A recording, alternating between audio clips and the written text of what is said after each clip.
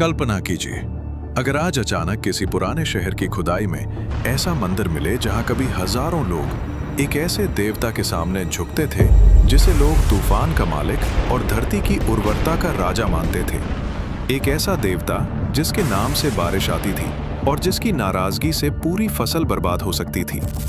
हजारों साल पहले मिडिल ईस्ट की कई सभ्यताओं के लिए ये कोई कहानी नहीं थी, ये उनकी सच्चाई थी। उस देवता का नाम था बाल।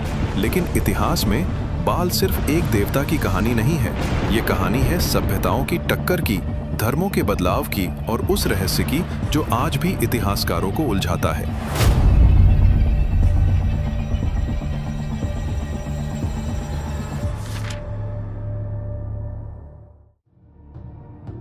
सबसे दिलचस्प बात यह है कि बाल असल में एक नाम नहीं था, ये एक टाइटल था। इसका मतलब होता था लॉर्ड या मास्टर।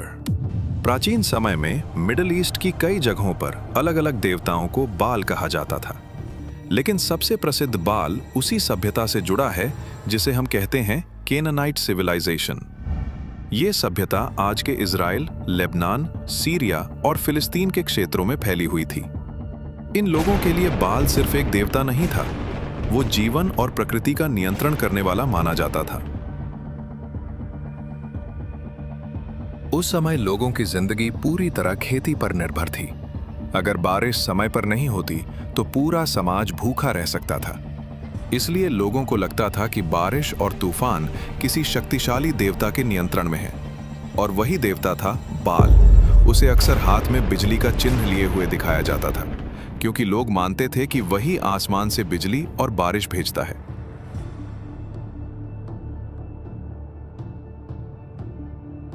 प्राचीन कथाओं के अनुसार बाल अकेला देवता नहीं था, वो देवताओं के एक बड़े परिवार का हिस्सा था। सबसे बड़ा देवता माना जाता था एल।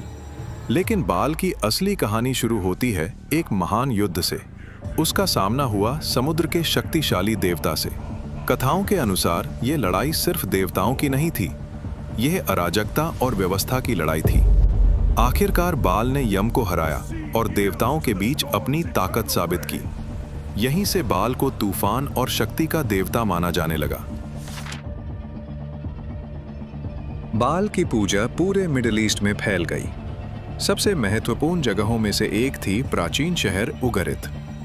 1930 के दशक में जब इस शहर में खुदाई हुई तो पुरातत्वविदों को हजारों साल पुराने मिट्टी के टैबलेट मिले। इन टैबलेट्स में बाल की कहानियां लिखी हुई थीं। इन लिखावटों को आज उगरिटिक टेक्स्ट्स कहा जाता है।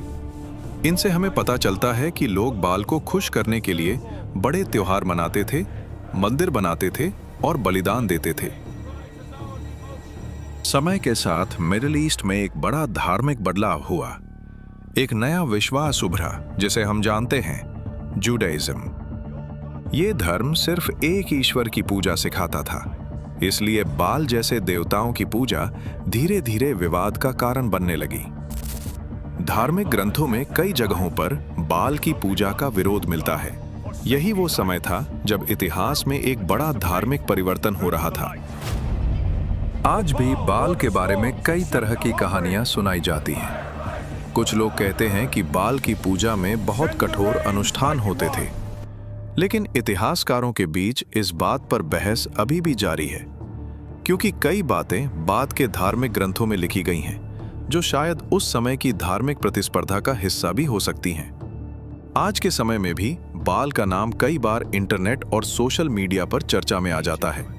कुछ लोग इसे प्राचीन इतिहास का हिस्सा मानते हैं, जबकि कुछ लोग इसे आधुनिक दुनिया से जोड़कर कई तरह की थियरीज बनाते हैं। लेकिन इतिहासकारों के अनुसार बाल को समझने का सबसे सही तरीका है उसे एक प्राचीन सभ्यता की धार्मिक परंपरा के रूप में देखना। हजारों साल पहले जब इंसान प्रकृति की ताकत से डरता था तो उसने उन ताकतों को देवताओं का रूप दे दिया। बाल उसी डर और उम्मीद का प्रतीक था, एक ऐसा देवता जिसके नाम पर सभ्यताएं खड़ी हुईं और बाद में इतिहास की धूल में खो गईं। लेकिन सवाल आज भी वही है, अगर इतिहास के इतने बड़े देवता एक दिन पूरी तरह गायब हो सकते हैं, तो क्या हमारी आज की दुनिया भी हजारों साल बाद सिर्फ एक कहानी बनकर रह जाएगी?